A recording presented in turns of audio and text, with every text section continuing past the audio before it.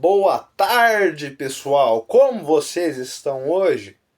Hoje eu vim trazer uma coisa especial aí para vocês. Para vocês que já estão colocados nessa situação, hoje tem uma literatura fantástica aqui. Acho que alguns de vocês já estavam esperando por isso. Não sei, meus inscritos. Hoje nós viemos com Duna.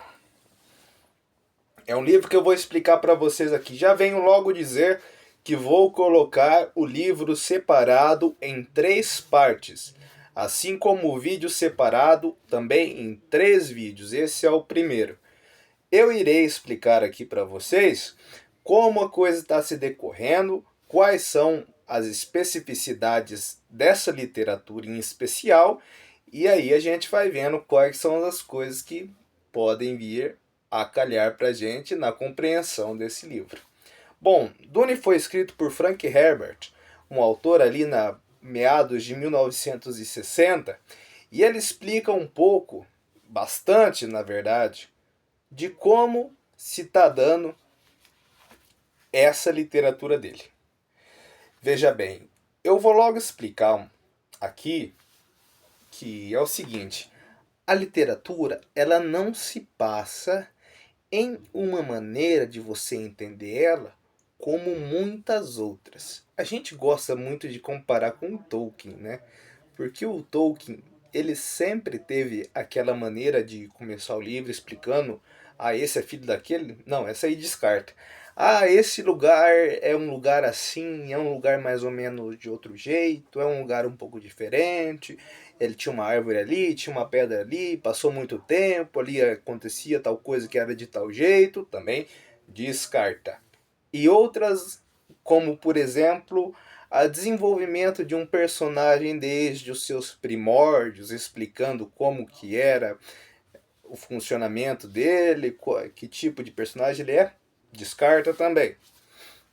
Duna coloca você em uma forma de compreensão na qual você já está incluso em uma trama que se deu desde o momento que você abriu o livro. É uma trama onde nós vamos percebendo que elas são como peças de xadrez, nas quais o autor vai posicionando-as no decorrer dessa trilha em que o livro é perseguida por ele. E assim nós temos os personagens principais. Uma coisa que é um pouco importante de ser explicada é que, bom, nós sabemos muito que já é um livro que está um pouco hypado, aí o pessoal já conhece um bocado, acho que já até saiu o filme, que, pô, a gente vive num deserto, é num deserto que as coisas estão acontecendo, né? O jovem Paul, se é colocado em uma viagem que ele vai fazer, não é bem uma incursão, é uma viagem de mudança, que ele sai do planeta Caladan e vai para o planeta de Arrakis. E nessa coisa que está acontecendo, ele é filho do Duque de Arrakis. E o Duque de Arrakis é o marido da mãe dele, Lady Jessica. Mas parece que eles estavam meio separados. Nada é colocado nesse livro, é só uma suposição minha. Que quando Paul vai para lá, um garoto adolescente, aí dos seus 12, 15 anos, ele toma suas posições nessa coisa que se desenvolve no enredo do livro. E Paul, digamos assim, não é um garoto qualquer. Olha, eu caracterizo esse tipo de acontecimento como se fosse, vamos colocar bem assim, você você tá no deserto, mas o que é isso, ó? A gente tem aqui, a gente tem aqui um verme gigante, o pessoal no deserto, tal, no deserto, mas o que acontece realmente nesse deserto, né? Como que a gente vai se situacionar nesse livro? Porque ele não é um livro que preza por uma estética arquitetônica. Ele é um livro que preza por uma estética conceitual. O que isso significa? Vai significar que conforme você vai ter numa leitura que ela é bem fluida, você vai ter numa leitura fluida, você vai percebendo que nessas posições que os indivíduos estão situados dentro da trama e do enredo, as coisas vão sendo classificadas conforme você compreende a relação que há entre eles. Eis um ponto positivo pro livro. Ele não pega aquela estética que a gente descreveu agora há pouco, porém ele tem a sua estética própria. Em comparação, a gente pode colocar mais ou menos como a Guerra dos Tronos, faz bastante disso, como outros livros de fantasia, como aqueles livros da Robin Hood também fazem isso, mesmo ela prezando muito pelo protagonismo. E então nós temos isso, basicamente.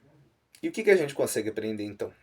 Arrakis é um planeta com capital de Arrakina, no qual eles sobrevivem basicamente de importação e exportação. E o que eles exportam que é tão assim misterioso nesse livro?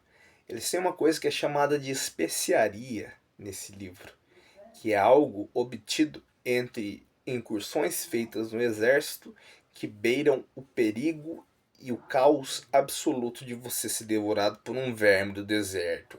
E não é qualquer verme do deserto, é um bicho magnificente, gigantesco, com 1 quilômetro de comprimento quase. É uma aberração. E aí você vai ver que eles pegam essa especiaria, que é conhecida pelo pessoal nativo de Arrakis, que são os Fremen. E aí nós temos um personagem muito importante, que é o Dr. Kynes. Ele é um planetólogo. E nós vemos que o pessoal ali, eles estão assim obcecados em compreender como é a cultura e como eles vão se aculturar nessa coisa dos Fremen, que são os nativos de Arrakis. Eles meio que veneram isso, consideram isso uma coisa impressionante. E, pô, o que está acontecendo ali? E no meio dessa trama, eles têm que fazer isso, mas ao mesmo tempo já estão sendo atacados pelo outro lado, pelos Harkonnen, que são uma família muito bem considerada ali no contexto, que são colocados como os inimigos desse pessoal ali dentro do livro. E, bom, o livro vai se desenvolvendo assim, e vai colocando cenas. Uma hora eles estão na casa, outra hora eles estão no palácio, outra hora eles estão dando volta pelos mercados. E aí vai indo as coisas e a gente vai se situacionando conforme a trama vai enrolando. Mas nós percebemos bem que se você quer ter a leitura fluida desse livro, você vai perceber que você vai ter que se intrincar em uma trama de relações. Isso é bem interessante. Nessa trama de relações, você vai perceber uma coisa em especial. Que nessa cultura deles, eles estão com uma certa flama, assim, da esperança. O que isso significa pra gente que está lendo? Que eles estão sabendo que o império está difícil, está decaindo, e que uma nova coisa vai acontecer. E aí nós colocamos as classes dos indivíduos que estão ali. Nós temos basicamente os mentats, que são os auxiliadores do reino. Eles trabalham com a mente a fim de colocar que eles estão para auxiliar o imperador, que é o atual imperador, Padishah, o duque, o conde, em atingir os seus objetivos. É uma classe, os mentat. Temos as Bene Gesserit, como a mãe de Paul, a Lady Jessica, é uma, criada numa doutrina um pouco peculiar, que trabalha com... Basicamente, são consideradas bruxas, no contexto por alguns. Mas não são só isso. Também temos os personagens secundários, temos os Fremen, que são o pessoal nativo dali, o planetólogo, o duque, o conde, todos eles nessa rede de intrigas. Mas aí você vai percebendo qual que é o papel de cada um deles, e ele vai sendo bem explicadinho no livro, tá? Aí você vai perceber, em certo ponto, hum, que essa esperança ela já é colocada. Em cada capítulo, você tem um subtítulo. Ele é quase o título do capítulo, que é escrito em letras maiores, de caixa maior, que são excertos dos livros e das cartas da princesa Irulan, filha do imperador. E é sobre a vida e obra de Muad'Dib, que ele é um profeta, ele é o que ele é? Não sabemos o que ele é, mas ele traz umas mensagens bem interessantes para a gente refletir a respeito do livro, saber se posicionar, ter uma coisa mais abrasadora para a gente enquanto está nessa rede. Ele traz algumas filosofias e isso é muito bom. Bom, pessoal, para quem queria pegar essa primeira parte do livro, eu apresentei o básico para vocês, mas ela funciona de uma maneira muito importante para quem quer compreender realmente o que acontece ali no deserto de Arrakis.